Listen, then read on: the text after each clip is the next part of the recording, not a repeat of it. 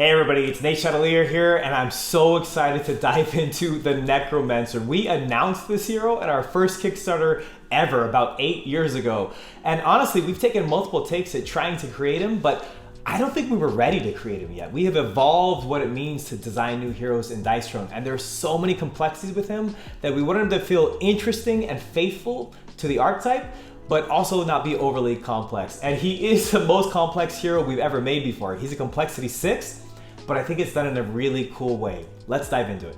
So what would a Necromancer be without a skeleton army? Well, let's dive into his leaflet. I mean leaflets, because we have to have a whole leaflet that talks about the different skeletons that you will control in his army. Now, don't be daunted by this. It may seem like a lot, and he is a complexity 6, but I think it's pretty straightforward. Let's start with the corpse style. Now, I should comment that this is a prototype. It's the first time we got this from the factory, so there are a number of small issues that we have found, like, hey, it's cropped too short. These leaflets have the wrong things on both sides. Don't worry about that. That's why we do it. Let's look at the cool stuff. All right, this corpse style. Corpses are a unique resource that may be spent for a variety of effects during your main phase, which all revolve around summoning your army. This is the new dial. So you have a combat point dial and you have your corpse dial. There are a variety of ways to gain corpses. We'll dive into those in a minute. But let's say in my main phase, I would like to spend them perhaps to summon a skeleton warrior. Boom, there he is. That would cost me 2 from my corpse dial, so I'm gonna rotate that down to 0. Now, if I had more, I can summon a second skeleton or a third skeleton. Now, what do these guys do? Well, let's look at our other leaflet for that. A skeletal warrior is simply, they have a bone spear attack and they add 1 damage to all of my attacks as attack modifier. Now, what about these other skeletons? Well, I can also go back and summon for 3 corpses, a skeletal mage. Boom, here's a skeletal mage. So what do? Well, they're a little bit more cool now. They have 2 different attacks. You can only use 1 per turn, but let's look at them.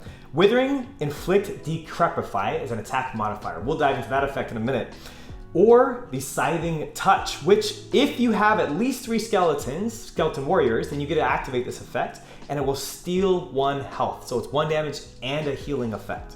Lastly, for a whopping 5 corpses, you can summon the Bone Golem. So he has 2 different unique abilities here.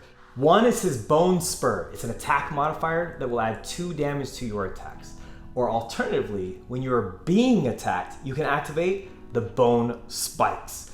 Now, this is something that I can only do when I'm being attacked. I have to remove him, so he's gone right away, but I deal 2 damage back and I prevent 2 damage. It's a very powerful effect.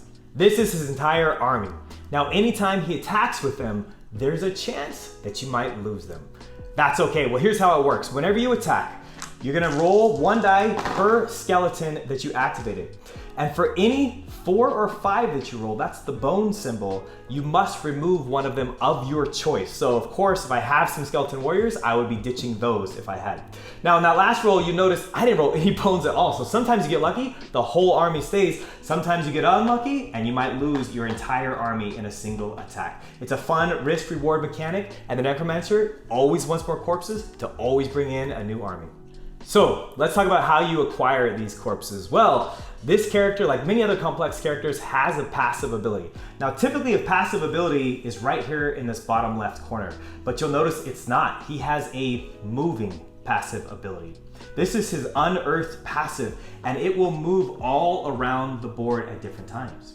Here's what it says. During your upkeep phase, you must move this card to cover a different offensive ability on your hero board. After moving this card, gain the number of corpses noted in the upper right corner. So let's see how that works.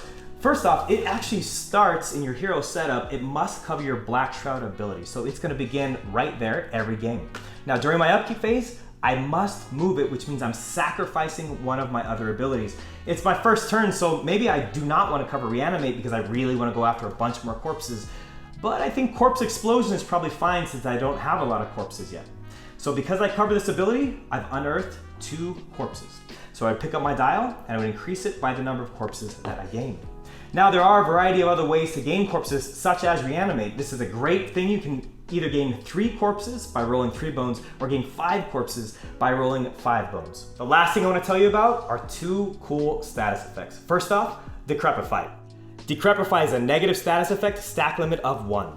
During their next offensive roll phase, a player afflicted with this token may only re-roll a maximum of 2 dice at a time during all roll attempts beyond the first.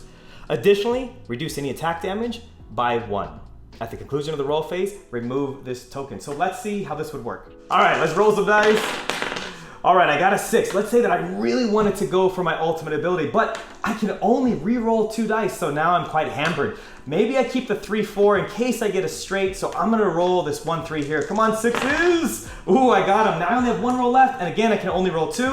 Let's see what happens. Oh, natural ultimate! That's how it's done. Keep rolling 6s, guys.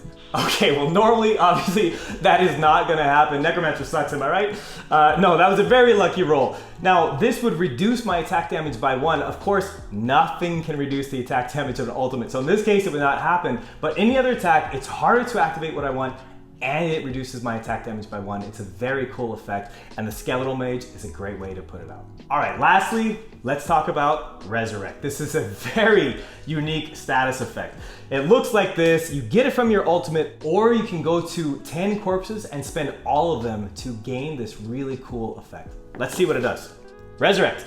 The next time a player or team with this token would have their health reduced to 0, instead remove this token and set their health to 5. That player or team can no longer gain or spend combat points. Additionally, if that player or team has any cards, then they must discard them all. Cards can no longer be drawn for the remainder of the game. This token may not be removed or transferred by any other means. So once I gain this token, I've got it for sure. And it's a guaranteed protection against myself or me and my teammates, if we're on the same team, that if we were to die, we come back as a shadow of ourselves. We can still play the game, we have 5 health left, but no cards and no combat points. So there's a quick overview of the Necromancer. 8 years later, we finally made him, and I'm so proud of what the team has put together. I can't wait for you to try him out. Let's see what happens. Oh, natural ultimate! That's how it's done. Keep rolling 6s, guys. Let's go!